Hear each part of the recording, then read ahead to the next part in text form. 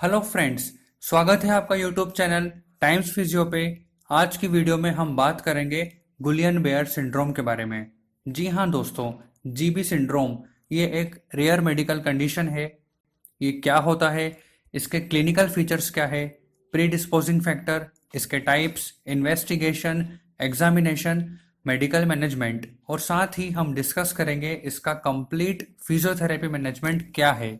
दोस्तों, अगर आपको मेडिकल सब्जेक्ट के हैंड रिटन नोट्स चाहिए तो आप हमारे इंस्टाग्राम पेज टाइम्स फिजियो को फॉलो करें।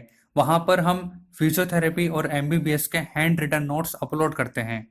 वीडियो स्टार्ट करने से पहले आप हमारे चैनल को सब्सक्राइब कर लें। तो चलिए दोस्तों, शुरू करते हैं हमारी आज की वीडियो को। Guillain Barre syndrome is an acute, frequently severe and motor neuropathy. ये एक एक्यूट यानी कि शॉर्ट ड्यूरेशन की, फ्रीक्वेंटली सीवियर मतलब इंटेंस मोटर न्यूरोपैथी है जिसमें एक से ज़्यादा पेरिफेरल नर्व का इन्वॉल्वमेंट देखने को मिलता है। ये एक रेयर मेडिकल कंडीशन है, रेयरली ही किसी पर्सन में देखने को मिलती है, लेकिन ये फीमेल्स में कॉमन है। In western country adult are more frequently affected than childrens. और जो इसकी ईटियोलॉजी है वो अननोन है। ईटियोलॉजी का मतलब जो इसका कॉज है वो अनक्लियर है, पता नहीं है कि ये क्यों होता है। अब बात करते हैं जीबीएस के क्लिनिकल फीचर्स के बारे में। Number 1, GBS manifest as a rapidly evolving areflexic motor paralysis. Areflexic का मतलब होता है कि condition in which your muscle don't respond to stimuli. मतलब कि आप कोई स्टिमुलस दे रहे हो लेकिन जो आपकी मसल है वो रेस्पॉन्ड नहीं कर पाती प्रॉपरली। एरिफ्लेक्सिक मोटर पैरालिसिस विथ और विदाउट सेंसरी डिस्टर्बेंस। नंबर 2, जो यूजुअल पैटर्न होता है पैरालिसिस का वो असेंडिंग पैटर्न है, मतलब कि नीचे से ऊपर की तरफ, डिस्टल से प्रॉक्सिमल की तरफ असेंडिंग पैरालिसिस जो पैटर्न है वो दिखने को मिलता है। That may be first noticed as rubbery legs, मतलब जो पैर हैं वो रूबरी लेग्स मतलब कि अनस्टेबल कह सकते हैं या उसको वीक आप कह सकते हैं, अनस्टेबल लेग देखने को मिलते हैं। Number 3, the legs are commonly more affected than the arms and facial diaparesis is present in 50% of affected individual. Facial diparesis का मतलब है कि paralysis of both side of face, face के दोनों तरफ पैरालिसिस हो जाना। Number 4, the lower cranial nerve are also frequently involve. अगर लोअर क्रेनियल नर्व इन्वॉल्व होती है तो उसकी वजह से number 1, bulbar weakness with difficulty handling secretion and maintaining an airway. Number 2, pain होता है नेक में, बैक, शोल्डर, और ये जो पेन है ये पूरा डिफ्यूज होकर स्पाइन तक चले जाता है, which is also common in the early stage of GBS. Number 4, deep tendon reflexes disappear with in the first few days of onset. GBS के स्टार्टिंग फेज में जो डीप टेंडन रिफ्लेक्स है वो डिसअपियर हो जाते हैं। डीप टेंडन रिफ्लेक्स के example है जैसे बाइसेप्स, ब्रेकियोरेडियालिस, ट्राइसेप्स है, पटिलर है, एक्लिस टेंडन है। तो ये सब जो है स्टार्टिंग फेज में डिसअपियर होते हैं। Number 5, cutaneous sensory deficit, for example loss of pain and temperature sensation are usually relatively mild. Number 6, अगर बहुत सीवियर कंडीशन है किसी पेशेंट की जीबीएस का तो सीवियर कंडीशन में ब्लैडर डिसफंक्शन भी देखने को मिलता है। तो ब्लैडर डिसफंक्शन में occur in severe case but is usually transient. Number 7, autonomic involvement is common and may occur even in patient whose GBS is otherwise mild. इसके अलावा जैसे लॉस ऑफ वैसोमोटर कंट्रोल या फिर ब्लड प्रेशर का fluctuation होना, postural hypotension या cardiac dysarrhythmias, ये सब कॉमनली पेशेंट में देखने को मिलता है। Number 9, muscular pain occur because of release of substance called cytokinin by the microphages at inflammatory foci of nerve terminal. Now come to the subtypes of Guillain-Barré syndrome. Number 1, acute inflammatory demyelinating polyneuropathy. Number 2, acute motor axonal neuropathy. Number 3, acute motor sensory axonal neuropathy. Number 4, Miller-Fisher syndrome.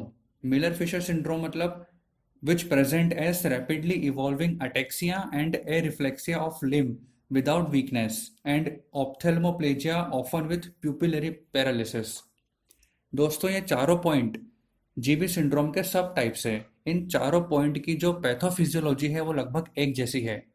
मैं GB syndrome की pathophysiology का video बना के अलग से upload कर दूंगा। अब बात करते हैं pre disposing factor of GB syndrome.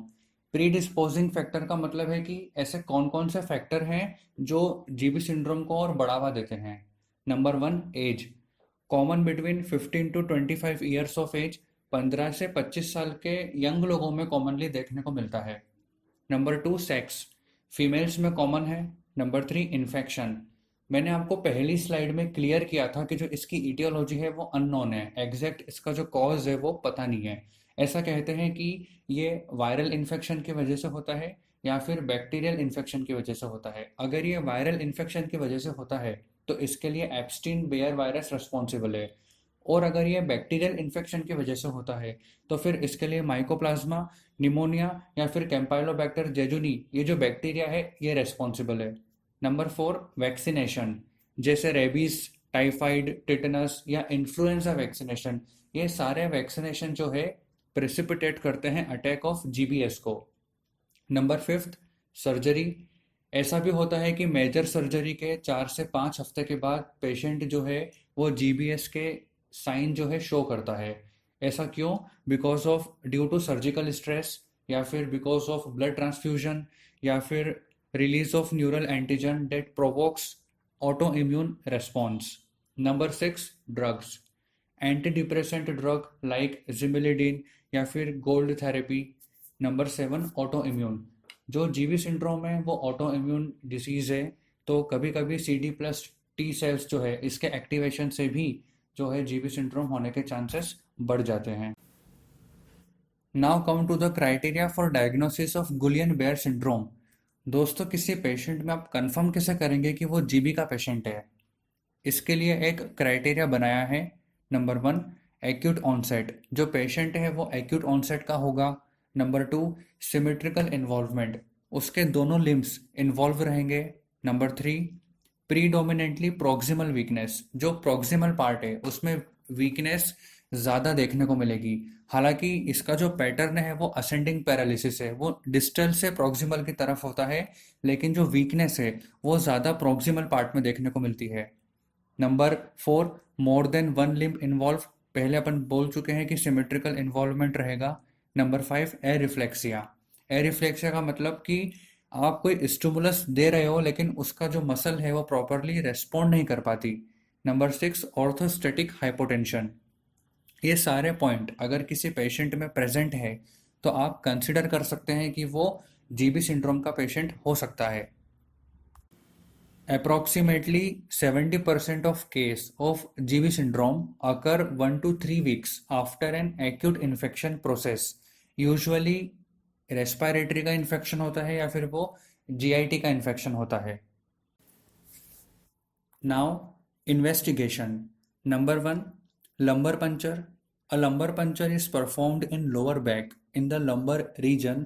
During a lumbar puncture, a needle is inserted between two lumbar bones to remove a sample of CSF। Number 2, electromyography। It is a diagnostic procedure to assess the health of muscle and the nerve cell that control motor neuron। Electromyography result can reveal nerve dysfunction, muscle dysfunction or problem with nerve to muscle signal transmission। Number 3, serum creatine kinase। It is an enzyme found in the heart, brain, skeletal muscle and other tissue। Increased amount of creatine kinase are released into the blood when there is muscle damage। Number 4, आप muscle biopsy भी करवा सकते हैं। Number 5, albumin level in the CSF is increased during the course of muscular weakness। Medical management of GBS. GBS एक rare medical condition है। Most patient require hospitalisation, और उसमें भी जो 30% पेशेंट है रिक्वायर वेंटिलेटरी असिस्टेंस। ट्रीटमेंट के लिए plasma pheresis देते हैं, स्टीरॉयड थेरेपी देते हैं, injection of IgG, immunoglobulin G, worsening face of GBS में पेशेंट को और ज़्यादा ध्यान रखना पड़ता है, जैसे उसकी वाइटल कैपेसिटी का ध्यान रखना, हार्ट रिदम का ध्यान रखना, blood pressure, nutrition, deep vein thrombosis prophylaxis, cardiovascular status, early consideration of tracheostomy और चेस्ट फिजियोथेरेपी। तो फ्रेंड्स, आज का वीडियो आपको कैसा लगा आप हमें कमेंट सेक्शन में बताएं, और कोई डाउट है तो आप हमसे कमेंट सेक्शन में पूछ सकते हैं। इसके अलावा अगर आप चाहते हैं कि हम आपके किसी टॉपिक के ऊपर वीडियो बना के अपलोड करें तो वो भी आप हमें कमेंट सेक्शन में बता सकते हैं। इस वीडियो के सेकंड पार्ट में हम डिस्कस करेंगे पैथोलॉजी और complete physiotherapy management of GB syndrome. जब तक आप हमारे वीडियो को शेयर करें, सब्सक्राइब करें हमारे चैनल को। अगर आपको मेडिकल के हैंड रिटन नोट्स चाहिए तो आप हमारे इंस्टाग्राम पेज टाइम्स फिजियो को फॉलो करें। वहाँ पर हम फिजियोथेरेपी और एमबीबीएस के हैंड रिटन नोट्स को अपलोड करते हैं। Thank you.